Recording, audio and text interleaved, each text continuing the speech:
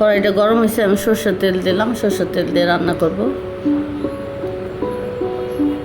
তেজপাতা, দারচিনি, এলাচি দিয়ে দিলাম, ভাজা ভাজা হবে।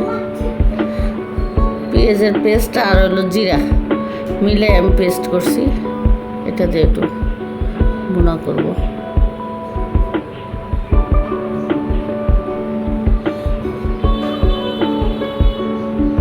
আদার পেস্ট দিলাম 1.5 চামচ।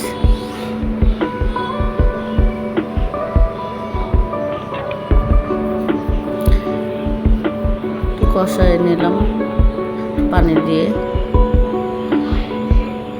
এবার 1 চামচ হলুদ দিলাম, মরিচের গুঁড়া আধা চা চামচ দিলাম, কাঁচামরিচ দিব, 1 চামচ ধনিয়া দিলাম, ধনিয়ার গুঁড়া, লবণ 2 চামচ।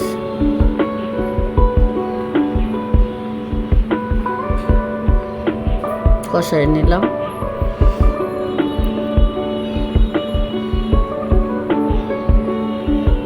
পানিটা একটু বসালাম।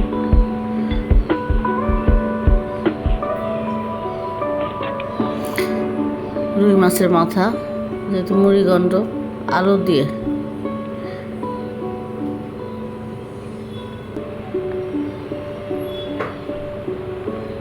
আলুর মুড়িঘণ্ট আর কি। সবাই মুগ ডাল দিয়ে রান্না করে, আমি আলু দিয়ে রান্না করলাম আজকে। তো একটু কষে নিলাম ভালোভাবে।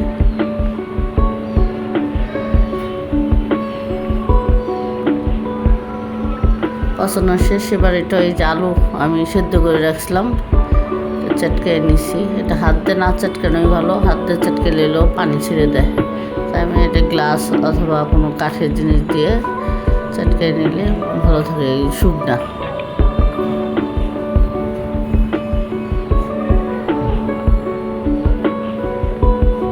এটা দিয়ে কষাই দিব।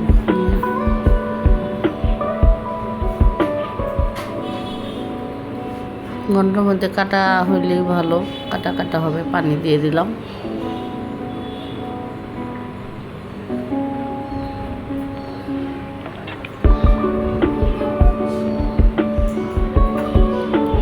কাঁচামরিচ দিয়ে দিলাম কয়েকটা। এটা রান্নাটা হলুদ হলুদ হবে, কাঁচামরিচের পরিমাণটাই বেশি দিলাম।